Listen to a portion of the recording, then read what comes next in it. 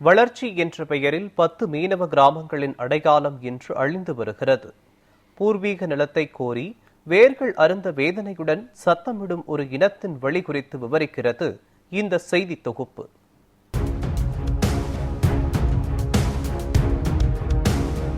வளர்ச்சி என்பது எல்லோருக்கும் சமமாக இருக்க வேண்டும். ஆனால் சென்னை பட்டினம்பாக்கத்தில் வளர்ச்சி என்ற பெயரில் ஒரு இனத்தின் அடையாளமே இன்று கேள்விக்குறியாக மாறியுள்ளது. முள்ளிக்குப்பம், நொச்சிக்குப்பம், நொச்சி நகர், இருதயபுரம், அந்தோணியார்புரம், பவானிக்குப்பம், நம்பிக்கை நகர், புள்ளிமா நகர், டுமில் குப்பம், ஸ்ரீனிவாசபுரம் என 10 மீனவ கிராமங்கள் கடந்த சில நாட்களாக வாழ்க்கையை இழந்து வருகின்றனர். இப்பகுதி மக்கள் தங்களின் வாழ்வாதாரமான கடலை அடிப்படையாக கொண்டு 29.80 ஏக்கர் பரப்பளவில் துல்கானந்தம் அம்மன் கோவில் அருகே தங்கள் பாரம்பரிய பூர்வீகத்தில் வாழ்ந்தனர்.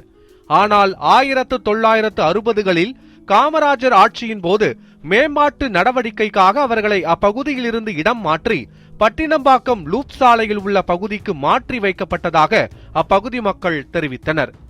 உங்களுக்காக புதிய வீடுகள் கட்டித்தரப்படும் என்ற அரசின் வாக்குறுதி மீது நம்பிக்கை வைத்த அவர்களுக்காக கல்வீடுகள் கட்டப்பட்டாலும் கூட தற்போது அவை பராமரிப்பு இல்லாமல் இடிகின்ற நிலையை கண்டுள்ளதாகவும் அப்பகுதி மக்கள் வேதனை தெரிவித்துள்ளனர்.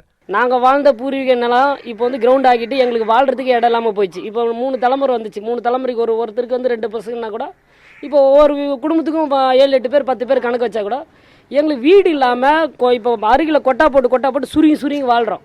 எங்களோட நிலப்பரப்பு 22 ஏக்கரா வச்சிருந்த நிலப்பரப்பை எடுத்துக்கிட்டு 1 ஏக்கரால எல்லாத்தையும் முடிச்சுட்டு இப்போ எங்களுக்கு இடமும் இல்லாமல் வாழ்வாதாரம் ரொம்ப கஷ்டமாக இருக்குது.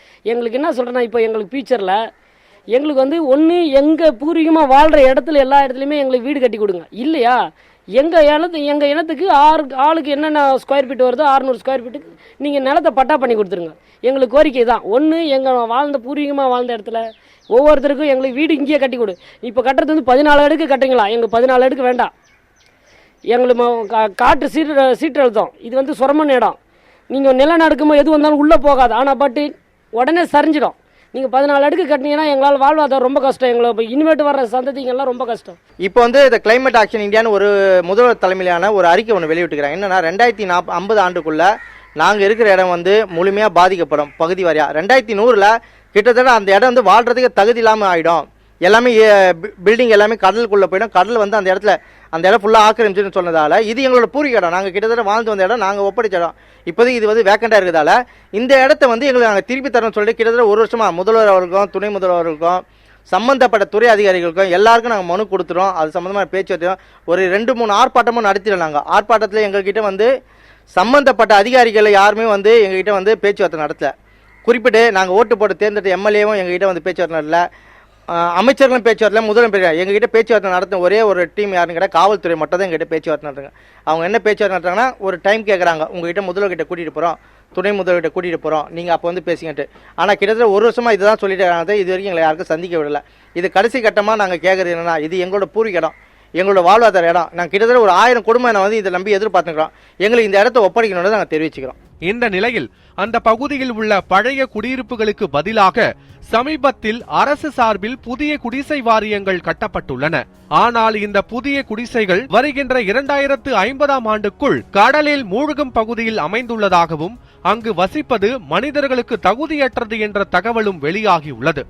இந்த நிலத்தில் அரசு புதிதாக 240 சதுர அடியில் குடிசை வாரிய வீடுகளை கட்டியுள்ளது. ஆனால் ஒரு வீட்டை பெற 5 லட்சம் ரூபாய் கட்ட வேண்டும் என்றும் அரசு அறிவித்துள்ளதாக கூறப்படுகிறது. இப்படி இருக்க அடுத்த தலைமுறை வாழ முடியாத இடத்திற்கு ஏன் நாங்கள் 5 லட்சம் ரூபாய் செலுத்த வேண்டும்? எங்களுடைய நிலத்தை விட்டுவிட்டு ஒரு அபாயமுள்ள இடத்திற்கு நாங்கள் ஏன் செல்ல வேண்டும் என்ற கேள்விகள் மீனவ மக்களின் மனதில் எழுகின்றன. மேலும் இந்த வீடுகளுக்கான உரிமையை மீனவர்கள் அல்லாத பிற நபர்களும் வாங்கலாம் என அரசு கூறுவது பூர்வீக மக்கள் மீது வன்மம் புரியும் செயல் என மக்கள் கண்டிக்கின்றனர். ஒவ்வொரு மீனவர் கிராமத்திலையும் அந்தந்த கிராமத்துக்கான இடத்தை நீங்க வந்து கையகப்படுத்திருக்கீங்க.